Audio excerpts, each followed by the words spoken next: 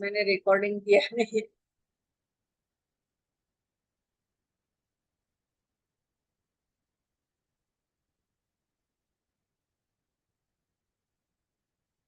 पहले लिंक का रिकॉर्डिंग नहीं हुआ है ना, भूल गई मैं।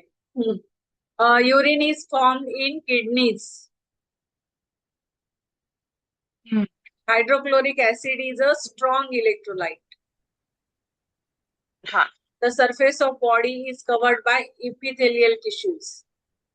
B. Epithelial tissues. Bowman's capsule is a part of nephron. Nephron का part है ना Bowman's capsule.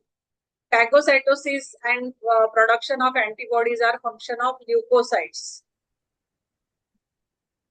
Which of the following is a part of digestive system? Esophagus. Human kidneys are shaped like a beans. Kidney beans की तरह दिखते हैं ना. The intracellular compartments accommodates 40% of water.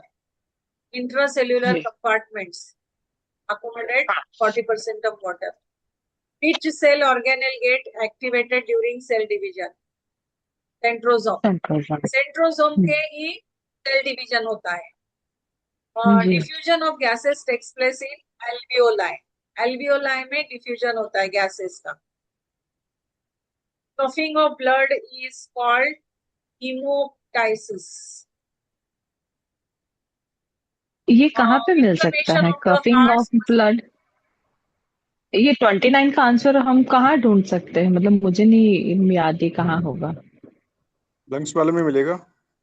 Lungs वाले में treatise also treatise lung lung yeah. नहीं ये तो हाँ treatise सेल में होगा ना cell. 13 I think or 12 it is written there about the cuff lungs.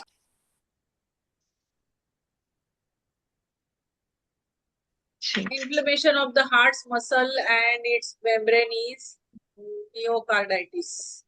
Heart's muscles का प्रॉब्लम है और मेम्ब्रेन का तो मियोकार्डाइटिस. ये हो गए 30 क्वेश्चंस पीएचबी के. अभी ये जून 2025 का सीए का पेपर है. सीए का पेपर इसमें भी 6 क्वेश्चंस दिए हुए हैं, तो 4 हमें लिखने हैं short questions. Write down main functions of the heart and symptoms of the disorders of the heart. Main functions of the heart and symptoms of the heart disorders. Heart जो है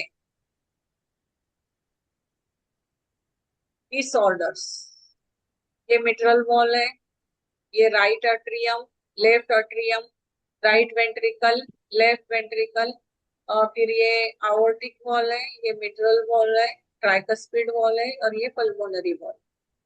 यहाँ से ब्लड आता है, फिर वो पल्मोनरी वॉल में जाएगा, फिर लंग्स से ये वेना कावा है ना, ये जो है ये सुपीरियर वेना कावा. फिर ये आगे जाके वेन्स होते हैं, फिर वेन्यूल्स, ऑर्गन में जाके वेन्यूल्स होते हैं. तो सबसे बड़े क्या होता है? वेना कावा होता है. फातिमा जी पूछ रहे थे ना. और ये थोरेसिक अओर्टा है. अओर्टा सबसे बड़ा होता है. आर्टरीज में अओर्टा सबसे बड़ा होता है. इधर वेन्स में वेना कावा सबसे बड़ा होता है. Main function of the heart. The heart is a muscular pump that maintains continuous blood circulation in the body. ये मस्कुलर पंप है. पंप हम पानी हमारे बिल्डिंग में सबसे नीचे हम पानी का स्टोरेज करके रखते हैं अंडरग्राउंड टंकी में. तो वहां पे बहुत बड़ा स्टोरेज होता है पानी का. फिर हम क्या करते हैं, वही पानी को एकदम ऊपर हेड में ऊपर लेके जाते हैं. तो हम क्या करते हैं, उस पानी को ऊपर पंप करते हैं. तो उसके लिए हमने मोटर लगाई हुई है पंप करने के लिए. उसी तरह से ये पंप हमारे बॉडी में बिठाया गया है पानी को इधर से उधर, उधर से नीचे से ऊपर, ऊपर से नीचे लाने के लिए. तो ये एक पंप है, मस्कुलर पंप है ये. Heart is a muscular pump that maintains continuous blood circulation in the body. Pumping blood. तो इसका फंक्शन क्या है, हार्ट का फंक्शन क्या है कि ब्लड को पंप करना, pump deoxygenated blood to lungs, pulmonary circulation. इसको जो डीऑक्सीजनेटेड ब्लड वो लेके जाता है लंग्स की तरफ, वो पल्मोनरी सर्कुलेशन है। और जो ऑक्सीजनेटेड ब्लड बॉडी की तरफ लेके जाता है उसको सिस्टेमिक सर्कुलेशन कहते हैं। तो ये पंपिंग करना ब्लड का काम है, पल्मोनरी सर्कुलेशन करना और सिस्टेमिक सर्कुलेशन करना, ये दो काम है उसके पंपिंग के। फिर मेंटेन द सर्कुलेशन, ये सर्कुलेशन को मेंटेन करके रखना है।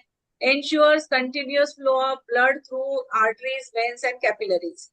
तो ये आर्टरीज के थ्रू, वेन्स के थ्रू और कैपिलरीज के थ्रू ये हो रहा है कि नहीं सर्कुलेशन, वो मेंटेन करना, ये सर्किट मेंटेन करना, ये काम ही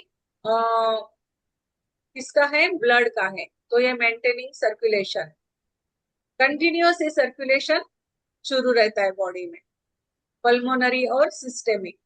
ऑक्सीजन एंड न्यूट्रिएंट सप्लाई, ये भी उसका फंक्शन है। Delivers oxygen, glucose and nutrients to all body cells, सभी बॉडी सेल्स को ऑक्सीजन और न्यूट्रिएंट्स का सप्लाई करना। फिर अगला फंक्शन है रिमूवल ऑफ वेस्ट, जो सेल में मेटाबॉलिज्म होता है, हर एक सेल में मेटाबॉलिज्म होता है। फिर मेटाबॉलिज्म हो जाने के बाद वहां पे जो वेस्ट मटेरियल फॉर्म होता है वो रिमूव करना पड़ता है। जैसे कि कार्बन डाइऑक्साइड फॉर्म हो गया, हर एक सेल में कार्बन डाइऑक्साइड फॉर्म होता है, मेटाबॉलिक वेस्ट फॉर्म होते हैं, तो वो उनको उन टिश्यूज से निकाल के लेके जाने का काम ये करते हैं। रिमूवल ऑफ टिश्यू वेस्ट, ये भी हार्ट ही करता है। मेंटेनिंग द ब्लड प्रेशर, और ब्लड प्रेशर को मेंटेन करना, ये भी फंक्शन हार्ट का ही है। Regulates blood pressure and proper tissue perfusion. Maintaining the heart rhythm, regular contraction, heart beat ensures proper functioning of the organ. अभी ये इसका रिदम भी मेंटेन करना पड़ता है उसको, अगर ये रिदम भी गड़बड़ हो जाए तो प्रॉब्लम हो जाता है, पल्स कम ज्यादा हो जाती है। तो regular contraction, heart beats ensure proper functioning of the organs. Cardiac muscles, अभी इसमें क्वेश्चन क्या पूछा है, right about main functions of the heart, तो ये फंक्शंस हो गए। फिर उसके बाद पीछे पूछा है symptoms of the disorder of the heart. फिर डिसऑर्डर मैम हो एक जाने के इसमें बाद क्या ये होगा। मैम एक क्वेश्चन है, डिसऑर्डर ऑफ हार्ट बोला है, लेकिन जैसे मैंने टेटाइज 11 निकाली तो उसका जो 14 चैप्टर है उसमें डिसऑर्डर मेरिडियन के बारे में बताया, तो हमको मेरिडियन के बारे में नहीं बताना है ना, नहीं, सिम्टम्स ऑफ ये डिसऑर्डर तो of the heart heart meridian. का, हार्ट के ओके डिसऑर्डर्स पूछे है ना, ओके हार्ट के ठीक है, हाँ वही डिसऑर्डर्स। मैं कंफर्म करे। तो जी कॉमन, जी। हाँ, तो कॉमन सिम्टम्स क्या है, हार्ट का डिसऑर्डर जब हो जाता है तो मेन सिम्टम क्या दिखाई देता है कि चेस्ट पेन होगा, एंजाइना पेन होगा, फिर शॉर्ट ब्रेथ का प्रॉब्लम होगा, डिसअपनिया होगा, फिर पल्पिटेशन का प्रॉब्लम होगा, इरेगुलर या फिर फास्ट हार्ट बीट होगा, एक तो इरेगुलर होगा या फास्ट हार्ट बीट होगा। फटीग्स, वीकनेस महसूस होगा, अगर ब्लड ही नहीं है, ब्लड ही सर्कुलेट नहीं हो रहा है तो वीकनेस आ जाएगा। Feeling tired even with little activity, थोड़ी सी भी एक्टिविटी करने जाए तो थकान सी महसूस होने लगती है। तो ये सब सिम्टम्स है ना, अगर आपके हाँ हार्ट में डिसऑर्डर हो गया है तो ये सब सिम्टम्स हमें दिखाई देंगे। स्वेलिंग्स आएंगे, oedema in legs, ankles and feet, dizziness and fainting, reduced blood supply to the brain। Brain को ब्लड नहीं अगर जाएगा, पंपिंग ही नहीं होगा तो डिजीनेस महसूस होगा, बेहोशी आ जाएगी। एक्सेसिव स्वेटिंग होता है, अगर जब हार्ट का डिसऑर्डर होता है तो एक्सेसिव स्वेटिंग भी होने लगता है। कोल्ड स्वेट्स, बिल्कुल, स्पेशली इन हार्ट अटैक। तो इस तरह से मतलब उस ये दिन कितना लिखना सिम्टम्स पड़ेगा, हमें बहुत लिखना, बहुत सारा लिखना पड़ेगा है ना। अपने को 1 घंटा ही मिलेगा ना इस पेपर मॉर्निंग के लिए। सन, हाँ हाँ हाँ, नहीं वन अपने आवर ना। 3 घंटे होते हैं ना टोटल। हाँ, एक नहीं, घंटा इसका मिलेगा, फिर में एक दो घंटा आयुर्वेदिक। 2 ही घंटे। सीए। ऑप्शन का बिल्कुल। 1 घंटा, ऑब्जेक्टिव्स का और लिखने का। हम्म। These may indicate the heart attack need immediate, हाँ, द हार्ट पम्प्स, ये तो मैंने समझने के लिए इतना क्लियरली लिखा है, इतना डिटेल में लिखने की जरूरत नहीं है, सिम्टम्स पूछे हैं, सिर्फ इतना ही लिखना है। नहीं, पर ठीक है, एक चेस्ट दो पेन, भूल भी जाएंगे तो कुछ तो याद रहेगा। हाँ नहीं, हाँ, अच्छा किया लिखा इसलिए आपने, फिर वो, क्योंकि 10 हाँ, लिखेंगे तो उसमें 4 ही सीवियर याद चेस्ट आएंगे, मेरे को तो लगा पेन भूल ही याद जाएंगे। आएगी। हाँ, बिल्कुल। सीवियर वार्निंग साइंस क्या होती है? जब एकदम से हार्ट अटैक आता है तो severe chest pain radiating to left arm और जॉ, अपना हाथ में भी दर्द होने लगता है या जॉ में भी दर्द होने लगता है। सडन ब्रेथलेसनेस, नौशिया और वोमिटिंग, ये सीवियर वार्निंग्स होते हैं जब हार्ट अटैक आता है, हार्ट का प्रॉब्लम होता है तो। This may indicate heart attack, need in immediate medical help. The heart pumps blood to supply oxygen and nutrients, and disorder क्या है? ये फंक्शन हो गया ऑक्सीजन एंड न्यूट्रिएंट्स का सप्लाई करना। और disorder presents with chest pain, breathlessness, palpitation and fatigues. अभी ये क्वेश्चन नंबर 2 है, write the symptoms and treatment of asthma due to the heart qi deficiency. अभी ये हार्ट की डिफिशियंसी है, heart qi deficiency से के सिम्टम्स, हमें symptoms भी लिखने हैं और ट्रीटमेंट भी लिखना है, दोनों लिखने हैं अस्थमा के। अस्थमा जो कि हार्ट की डिफिशियंसी के कारण हुआ है, हार्ट के deficiency. Asthma due to heart qi deficiency. Asthma due to heart qi deficiency in traditional Chinese medicine, heart की deficiency weakens circulation and the Shen mind, which can disturb the lungs function to respiration and leading to breathlessness और asthma like symptoms। ये क्यों होता है? क्योंकि heart qi deficiency हो जाने के कारण फंक्शन, लंग का फंक्शन भी डिस्टर्ब हो जाता है ना, उसका ये इसकी एनर्जी ही कम हो गई है, तो लंग की तरफ भी ब्लड नहीं जाएगा, लंग तो फिर उसको प्यूरिफिकेशन ऑक्सीजन का इनटेक, कार्बन डाइऑक्साइड का वो भी नहीं होगा, तो उसके कारण लंग भी अफेक्ट हो जाएगा और उसके कारण ब्रेथलेसनेस और अस्थमा लाइक सिम्टम्स हो जाएंगे। सिम्टम्स क्या है इसके? वो है शॉर्टनेस ऑफ द ब्रेथ, फिर palpitation, irregular heart beat, fatigue, low energy, ये अस्थमा के सिम्टम्स है। Anxiety, restlessness, insomnia, disturb sleep, weak and low voice, spontaneous sweating, pale tongue, weak pulse, तो ये सब सिम्टम्स है। ट्रीटमेंट क्या करेंगे हम? मैम, ये अस्थमा वाला हम कौन सा चैप्टर में देखेंगे? हार्ट की टेटाइज 11 में मैं चैप्टर ही टटोल रही हूँ। हाइपरटेंशन में है, तो उसी में मतलब है मुझे ना, हार्ट के चैप्टर में है ना,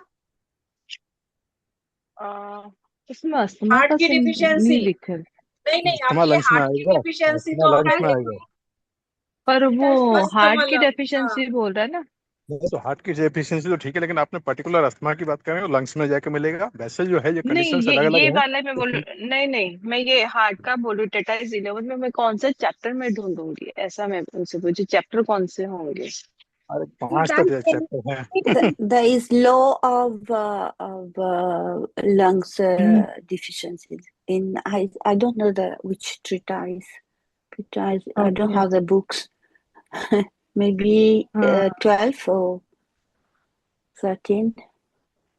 ना 11, ठीक है, मैं 11. ढूंढती हूँ Yeah. वो के अंदर Yes. टेटाइज No, उतना there is the याद। answer. टेटाइज से ठीक है, हार्ट की मैं ढूंढती डिफिशियंसी हूँ। का ट्रीटमेंट है, के देखिए, तो उसका treatment sorry, heart qi deficiency का के पॉइंट्स लेंगे। पेज H नंबर 54 को देखिए, पेज नंबर 54। इसमें अस्थमा वाली में ही है ना, लंग्स वाली में? हाँ, टिटाइस 12 में हाँ, वो लंग्स लंग्स का है तो अच्छा, लंग्स में ही 55. मिलेगा। Yeah. अस्थमा पर भी है ये ना, अस्थमा हार्ट से नहीं होता है, लंग्स से रिलेटेड होता है। हाँ, लेकिन मतलब वो पर उसमें ठीक है, हार्ट अस्थमा की इन हार्ट डेफिशिएंसी की। वगैरह वो ओके। ठीक है, हम्म हार्ट की रहेगा, लेकिन वो बुक तो वही रहेगी ना, बुक लंग्स वाली ही रहेगी। हम्म। मैं वो ही ढूंढ रही थी। ओके। इसमें भी है ना, हार्ट की डिफिशियंसी के कारण मैं भी Yes. ढूंढ है। रहा हूँ मैडम, क्या नाम है अपना, हम्म। नीरजा मैडम, जी। मैं भी ढूंढ रहा हूँ। It's a treatise 12, I think, page 55. Try to see the answer. 54 बोल रही है आई थिंक। Yes, around. 54 हाँ 55 मिल के बीच। गया। 54 और 55 से है, law of diagnosis and treatment of asthma. मिल गया मैम। थैंक यू, सॉरी हो मैम आपको डिस्टर्ब किया, नीना मैम को। मैं तो जंगल में निकला क्योंकि ही मैं ढूंढने बुक। के लिए, आपने बोला तो मैंने कहा ढूंढ के लेके आता हूँ जंगल में से। हाँ। एक्चुअली ना तो है बोलते ना बुक टटोलना आना चाहिए, ये इतनी सारी बुक्स टटोल ही नहीं पा रहे हैं, इसलिए हमें टटोलना लगा कि आना सिंपल चाहिए। है, मालूम। सिंपल है चीज है, उसने जब बोला कि अस्थमा, तो अस्थमा में आपको लंग्स में जाना ही पड़ेगा। Yes. हाँ, मैं वो हार्ट की सुना ना तो मैं हार्ट की नहीं बुक नहीं, खोल वो बैठ कंफ्यूजन गई। अपना नहीं होना है ना, कंडीशन क्या है कि अपने को जो बीमारी किससे हम्म। संबंधित है। ड्यू टू, हाँ हाँ हाँ,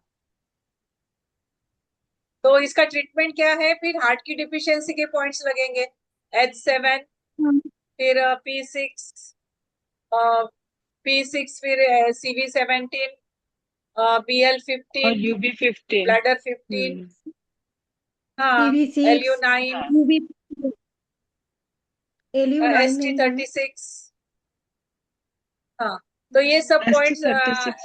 हार्ट की डिफिशियंसी के, हार्ट की हम्म। डिफिशियंसी के ये सभी पॉइंट्स लगेंगे। फिर हाउ टू अप्लाई, अच्छा, हाँ, तो ये हो गया। Asthma due to heart qi deficiency presents with breathlessness, palpitation, fatigue and is treated by tonifying the heart qi using points H7, PC6 and CV17, 17. ST36 वगैरह सब। तो ये हो गया। अभी question number 3, what is oliguria and right short note about cause of oliguria. Definition, oliguria क्या है? ये है मींस डिक्रीज यूरिन आउटपुट, जो यूरिन का आउटपुट होना चाहिए उसका परसेंटेज कम हो गया है, तो ये लो यूरिन आउटपुट, यूरिन का आउटपुट जो है, ये pre renal oliguria, examination, compression, organ, cardiogenic, urinary और डिहाइड्रेशन, लो यूरिन ओलिगुरिया। अडल्ट में जो है वो 400 ml पर डे अप्रोक्सीमेटली इतना होना चाहिए, indicates the problem in kidney function and fluid balance. Causes of oliguria, pre renal causes before kidney, reduced blood flow to kidney. अब ये क्यों होता है, कॉजेस क्या है? तो किडनी को ब्लड ही नहीं जा पा रहा है, तो वो फिल्टर क्या करेगी ना, reduced blood flow to kidney, dehydration, vomiting and diarrhoea. Vomiting and diarrhoea के कारण ब्लड ही नहीं जा रहा है किडनी के पास। ब्लड लॉस और शॉक, किसी कारण ब्लड का लॉस हो गया, एक्सीडेंट हो या कुछ कारण हो, हिमोरेज हो गया है, तो ब्लड लॉस हो गया या शॉक हो गया, तो शॉक लग गया, तो उसके कारण क्या होता है कि किडनी को ब्लड नहीं जाएगा, तो वो फिल्ट्रेशन नहीं होगा, तो यूरिन ही नहीं बनेगा। लो ब्लड प्रेशर, या फिर लो ब्लड प्रेशर के कारण यूरिन ही नहीं बनेगा। यहाँ पे क्या होता है, किडनी में यूरिन बनता है, तो किडनी जब ब्लड ब्लड जब यहाँ पे आता है किडनी में, तो उसको फिल्टर करती है किडनी, और फिल्टर करके वो यूरिन के फॉर्म में यूरेटर में आता है, यूरेटर के द्वारा यहाँ पे यूरिनरी ब्लैडर में यूरिन आता है। तो इस तरह से अगर किडनी को ही नहीं मिलेगा तो वो नहीं आएगा, तो ये एक कारण हो गया। दूसरा कारण है renal causes, kidney itself, damage of kidney tissues, एक तो किडनी ही खराब हो गई, damage of kidney tissues, acute kidney injury, glomerulonephritis हो गया। ये जो ग्लोमेरुलस होते हैं उसको, उसके जो छोटे छोटे ये पार्ट्स होते हैं जो कि फिल्टर करते हैं, ये जो ग्लोमेरुलस है, यहाँ पे ही ब्लॉकेज हो गया, ग्लोमेरुलोनेफ्राइटिस हो गया। ड्रग टॉक्सिसिटी, अगर कोई ड्रग ले लिया है और उसके कारण जो कि हार्मफुल था किडनी के लिए, तो उसके कारण किडनी डैमेज हो गई। अगर किडनी डैमेज हो गई, ये ग्लोमेरुलस डैमेज हो गया, तो ब्लड नहीं बनेगा। तो फर्स्ट कारण क्या था, फर्स्ट कॉज था किडनी, बिफोर किडनी मतलब किडनी के पास आने के पहले ही कुछ कारण थे जिसके कारण यूरिन नहीं बन पाया। दूसरा रीनल कॉजेस, खुद किडनी ही खराब हो गई थी, उसके ये कारण है damage to kidney tissues, acute kidney injury, glomerulonephritis, drug toxicity, इसके कारण किडनी ही डैमेज हो गई थी। फिर post renal causes after kidney, obstruction to urinary tract. अभी ये यूरेटर जो है, ये यूरेटर में कुछ यूरिनरी ट्रैक्ट में ऑब्स्ट्रक्शन आ गया, किडनी स्टोन्स बन गए, एनलार्ज्ड प्रोस्टेट ग्लैंड हो गया, ट्यूमर ब्लॉकिंग यूरिन फ्लो। तो ये पोस्ट रीनल कॉजेस हो गए आफ्टर किडनी। किडनी से तो पास हो गया लेकिन आगे जाके यहाँ पे रुक गया वो। तो ये 3 कॉजेस दिए हुए हैं, 3 कॉजेस है। अदर कंट्रीब्यूटिंग फैक्टर्स क्या है, और सीवियर इन्फेक्शन, अगर इन्फेक्शन हो गया सीवियर, या फिर बर्न हो गए, या फिर हार्ट फेल्यूर हो गया। हार्ट फेल्यूर हो गया तो वो पंपिंग नहीं कर पाएगा, पंपिंग नहीं कर पाएगा तो किडनी के पास ब्लड ही नहीं आएगा, तो वो फिल्टर नहीं हो जाएगा, रिड्यूस सर्कुलेशन के कारण। तो oliguria is reduced urine output below 400 ml अगर हो, caused by decreased kidney perfusion, kidney damage या urinary obstruction। तो ये हो गया थर्ड क्वेश्चन का answer. What is hypertension? Hypertension क्या है? Write main symptoms of liver fire causing hypertension। अभी यहाँ पे हमें पहले तो हाइपरटेंशन क्या है वो बताना है, फिर उसका मेन सिम्टम क्या है जो कि लीवर फायर के कारण हाइपरटेंशन हो गया है। अभी यहाँ पे स्पेशली दिया है कि लीवर फायर के कारण हाइपरटेंशन हो रहा है, तो यही हमें लिखना है। तो सबसे पहले हम हाइपरटेंशन क्या है, hypertension means high blood pressure where the force of blood against the artery walls is persistently elevated, बहुत ज्यादा है। नॉर्मल जो 120 80 होता है तो वो 140 हो गया, ज्यादा हो गया, 140 90 mmHg commonly used exam value. तो ये इतना अगर हो जाए, इम्पैक्ट ऑफ हाइपरटेंशन। हाँ, इलास्टिक, ये नॉर्मली क्या होता है, नॉर्मली ये जो इस तरह से होते हैं आरबीसीज है, स्मूथ फ्लो हो रहा है। लेकिन जब हम हाई सोडियम लेते हैं, नमक ज्यादा खाते हैं, लो एक्टिविटी में बैठे रहे हैं, या फिर मेंटल क्रोनिक स्ट्रेस है, बहुत ज्यादा स्ट्रेस है, तो इसके कारण क्या होता है, हाइपरटेंशन हो जाता है। हाइपरटेंशन से क्या होता है कि ये जो स्मूथली इलास्टिक वॉल्स जो है और ये स्मूथ फ्लो जो हो रहा है, तो ये क्या होगा, टर्बुलेंट फ्लो हो जाएगा। टर्बुलेंट फ्लो, थिकन वॉल्स, ये वॉल जो है ये थिक हो जाएंगे, तो ऑब्स्ट्रक्शन आ जाएगा बीच में। नैरोड आर्टरी, तो ये आर्टरी जो है वो नैरो हो जाएगी। It can damage the heart, brain, kidneys and blood vessels if uncontrolled। अगर ये uncontrolled हो गया तो हार्ट भी, ब्रेन भी, किडनी भी और ब्लड वेसल्स भी, ये सभी डैमेज हो जाएंगे हाइपरटेंशन के कारण, high BP. High BP, liver fire, अभी ये हमें ये कारण दिया गया है, इसके इस कारण से हमें लिखना है, वो तो अलग अलग हमारे बुक में दिए हुए हैं। एक्सेस हीट इन लीवर, तो लीवर फायर क्यों होता है? तो एक्सेस हीट जब लीवर में हो Voilà, जाती है तो लीवर फायर Mose, होता है। pape mose. Head Che and pape mose? Circulation leading to high BP. Cum adică pape mose? Pape mose din distro. Ah,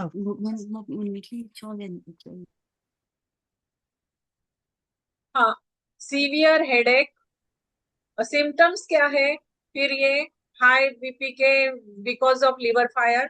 severe headache specially temporal और side of the head, irritability, anger, mood swings, red eyes, burning sensation in eyes, dizziness, vertigo, tinnitus, ringing in ears, कान में सुनाई देंगे आवाजें, disturbed sleep, insomnia, नींद ही नहीं आएगी, feeling of heat, flush face, bitter taste in mouth, dry throat, possible palpitations। तो ये सब सिम्टम्स मैम दिखाई आपने देंगे आंसर लिवर तो फायर। लीना मैम आपने आंसर तो बहुत अच्छे से ढूंढे हैं, लेकिन आपने देखो सीवियर हेडेक है तो उसके आगे देखो हेडेक का सिंबल बनाया है, एंगर है तो उसका एंगर का फेस आया है, मतलब कितनी अच्छे से आपने किया है। बुलेट के साथ में टिंटिन है तो ईयर बनाया है ना? तो बहुत अच्छे से आपने हाँ हाँ, प्रेजेंटेशन बनाया सारे आंसर का। वेरी नाइस, इम्प्रेसिव, बहुत ही अच्छा है। मतलब कितना टाइम दिया होगा आपने। Thank you thank you thank you thank you. हाँ, अ, अब ये अंडरस्टैंडिंग के लिए अपवर्ड राइजिंग हीट, अभी लिवर फायर जब होता है ना तो ये सब रेड आईज होना, डिजीनेस होना, ये एनर्जी जो है वो हीट जो है वो हीट ऊपर चढ़ती है, ऊपर rising heat, upward rising heat affects the head and sense organs, सभी सेंस ऑर्गन, कानों में भी आवाजें आ रही है, आंखें भी लाल हो गई है, सिर में भी दर्द है, तो ये सब क्यों हो रहा है? तो अपवर्ड राइजिंग हीट के कारण, लीवर हीट हो जाने के कारण। इमोशनल फैक्टर्स लाइक एंगर, और ये तो फिजिकली हो गया, मेटाफिजिकली भी होता है कि इमोशंस जो है हमारे वो भी एकदम से एलिवेट हो जाते हैं, तो ये emotion factors like anger, stress, aggravated liver fire. तो इसके लिए हमें लीवर फायर के जो पॉइंट्स है वो लगाने होंगे। Liver 3, hypertension is high blood pressure. In TCM, liver fire causes symptoms like headache, red eyes, irritability, dizziness, and tinnitus. तो ये liver hypertension due to liver fire, ये हो गया। What is sore throat? पांचवा क्वेश्चन है sore throat क्या है, और क्रोनिक सोर थ्रोट के बारे में हमें लिखना है। Chronic sore throat, so what is sore throat? A sore throat is a pain, irritation, and discomfort in throat, especially noticeable during swallowing and speaking. Sore throat जो होता है, अभी ये जो हेल्दी थ्रोट है, हेल्दी थ्रोट में ये tonsils जो है ये नॉर्मल टॉन्सिल्स है, और सोर थ्रोट में क्या होता है कि ये जो इनफ्लेम्ड टॉन्सिल्स, ये सूजन आ गई है इसमें, तो इसके वजह से ब्लॉकेज हो जाएंगे यहाँ पे।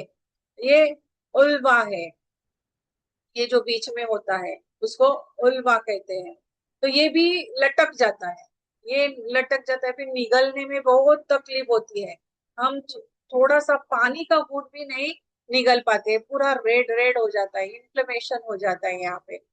तो ये जो है ये टॉन्सिल्स, टॉन्सिल्स में सूजन आ जाती है।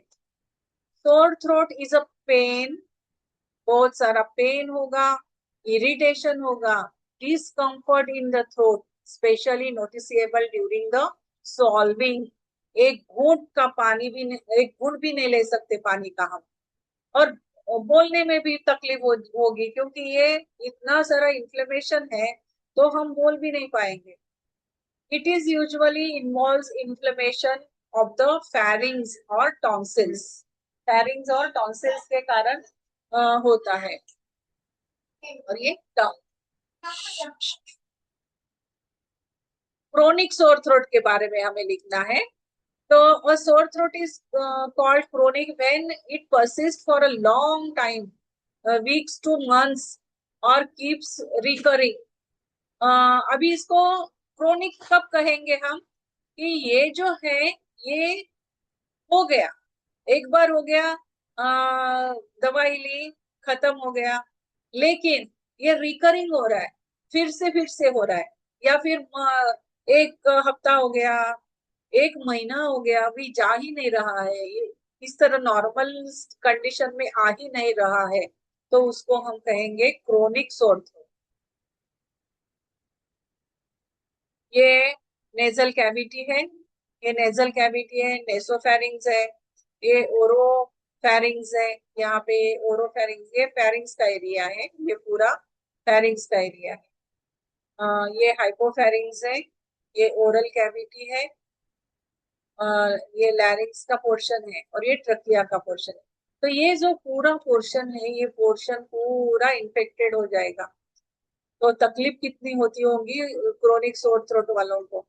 Repeated infections, allergies and pollution exposure, अगर एलर्जी होगी किसी चीज की तो उसके कारण हो सकता है। ये क्रोनिक सोर थ्रोट क्यों होता है, तो रिपीटेड इन्फेक्शन के कारण फिर से हो रहा है, या पोल्यूशन, किसी पोल्यूटेड जगह पे वो रह रहे हैं, या फिर केमिकल फैक्ट्रीज में काम करते हैं, वर्कर्स होते हैं, तो वो वहां पे पोल्यूशन है, एलर्जीज है, एसिड रिफ्लक्स के कारण, स्मोकिंग इरिटेंट्स के कारण, एक्सेसिव वॉइस यूज, दिन भर बोलना पड़ता है, तो एक्सेसिव वॉइस का यूज हो रहा है, क्रोनिक टॉन्सिलाइटिस, साइनोसाइटिस के कारण।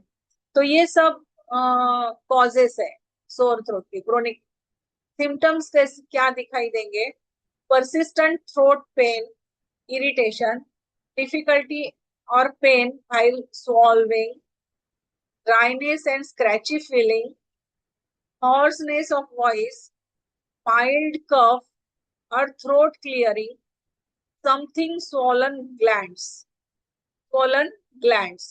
तो ये सब कुछ सिम्टम्स उस वक्त दिखाई देंगे। ये आवाज बैठ जाती है ना, बोलने को ही नहीं होता है, हॉर्सनेस इन वॉइस, तो ये सब सिम्टम्स दिखाई देंगे। ये टॉन्सिलाइटिस का है, ये नॉर्मल कंडीशन है, फिर यहाँ पे थोड़ा सा इन्फेक्शन हो गया है, ये पूरा टॉन्सिल्स जब अफेक्ट हो जाते हैं तो इसको टॉन्सिलाइटिस कहते हैं। तो ये हेल्दी टॉन्सिल्स है, ये बैक्टीरियल इन्फेक्शन है, उसका टंग पर भी इफेक्ट होगा, ये बैक्टीरियल इन्फेक्शन है, और ये वायरल इन्फेक्शन है, viral infection. Drink warm fluids, treatment क्या देंगे हम, वाटर और हर्बल टी, गार्गलिंग करने के लिए बोलते हैं ना हम, नमक के पानी से गार्गलिंग अगर करेंगे तो ये जो इन्फेक्शन है, ये इन्फेक्शन कम हो जाता है। salt water gargles, avoid smoking, dust or cold drinks, use soothing agents like honey, lozenges, ये पता नहीं है क्या है, proper rest and voice care. तो ये ट्रीटमेंट है, मैनेजमेंट, मेडिकल ये लेना चाहिए, अपने पॉइंट्स लगाने चाहिए एक्यूप्रेशर के। हीट एंड इनडिफिशियंसी के कारण ये होता है। Li4 relieves throat pain, Lu10 clears lung heat, और Cb22 लोकल थ्रोट पॉइंट है ये। तो ये Li4, Lu10 और Cb22 का यूज हमें करना चाहिए। तो sore throat is a pain and irritation in throat, and chronic sore throat is long lasting inflammation caused by infections or irritants and reflux. Question number 6 है, write the symptoms and treatment of humid heat in urinary bladder. Humid heat in urinary bladder. Urinary bladder में humid heat जब बढ़ जाती है तो damp heat, humid heat in urinary bladder symptoms क्या होते हैं, combines. Damp heat in the urinary bladder occurs when heat combines with dampness in the lower body, lower GO, disturbing normal urine function. तो इसके fever fire, damp heat in bladder, damp heat in के ये treatment है. Then 3 SP6, SP9, then 6 CV6, CV9, sorry, CV9, CV3, liver 2, SJ5, bladder 62 और bladder 28.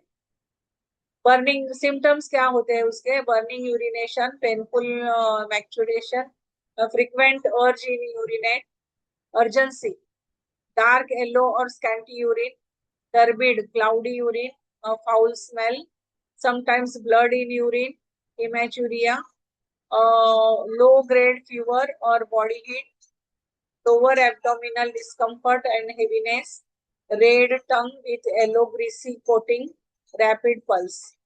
तो ये सब science है humid heat in urinary bladder. Treatment क्या देंगे हम? Clear heat. हमें क्या करना पड़ेगा? उसमें से हीट को और डैम्पनेस को निकालना पड़ेगा. Promote urination. CV3 front move point है ये ब्लैडर का, क्लियर्स डैम्पनेस और डैम्प हीट. CV3 क्या करता है? ये फ्रंट मूव पॉइंट है तो एक डैम्प हीट को निकालता है ये, इसलिए CV3 लेंगे. फिर SP9 ड्रेन्स डैम्पनेस. ये डैम्पनेस को, SP9 भी डैम्पनेस को निकालता है. ये SP9 है. Bladder 28 back shu point of bladder. ये ब्लैडर का वैक्शू पॉइंट है, ब्लैडर 28. फिर clears the heat from the body. LI11 ये हीट को निकालता है बॉडी से. अगर हीट ही निकल जाएगी तो ह्यूमिडिटी नहीं बनेगी ना, तो हीट को ये निकाल देगा LI11. ये SP6 जो है ये strengthen the spleen and removes dampness. Dampness को निकालता है SP6. K3 supports the kidney function. ये किडनी फंक्शन को सपोर्ट करेगा. Drink plenty of water, eat cooling foods, avoid spicy, oily, fried, avoid alcohol, dehydration, maintain hygiene, reduce heat in body. Damp heat in the bladder causes burning, frequent urination with dark urine, and he is treated by clearing heat and removing dampness using points like CV3, SP9 and bladder 28. तो ये हो गए question. 6 questions हो गए हमारे CA के. अभी ये जो है ये हम कल देखते हैं. 2 क्लास हो गए हमारे आज. मैम पहले क्वेश्चन मैं करूं? हाँ बोलो. एक क्वेश्चन था मेरा. ये किसी किसी का गर्दन जो है ना एक साइड में घूम जाता है. मान लो सपोज करो लेफ्ट साइड में घूम गया, क्या कारण हो सकता है? क्या क्या क्या? चेहरा जो गर्दन जो है, चेहरे मतलब गर्दन के ऊपर चेहरा जो है ना लेफ्ट साइड को घूम गया, तो वो उसका क्या कारण हो सकता है? जैसे मान लीजिए आप ऐसे देखिए, मेरे को मेरा फेस दिखाई दे रहा है ना, मान लो ऐसे हो गया उसका चेहरा, हाँ. उसको उसको चलना है तो वो अच्छा. ऐसे देख करके चल रहा है, तो ऐसा देख के वो क्या कारण हो सकता है? बात बढ़ गया है. नहीं तो बात किस टाइप से बढ़ गया, कैसा क्या? वो वही तो मैं बात कर रहा हूँ, क्योंकि वो लेफ्ट साइड में टर्न हो गया है, तो उसको क्या अपन ट्रीटमेंट क्या देंगे? बात तो बढ़ गया ठीक है, लेकिन कंट्रोल कैसे करेंगे?